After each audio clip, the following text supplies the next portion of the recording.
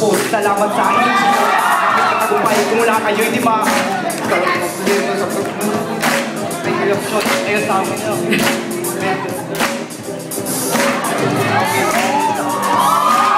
Mahal din sa amin yung wagas mo nung pagsunod, di kayo nang iwan. Nandiyan kayo upang umasa, nakamit sa gumpay, upang makamit ginhawang buhay. Salamat din pala sa amin, naging kaibigan, mga kalangan.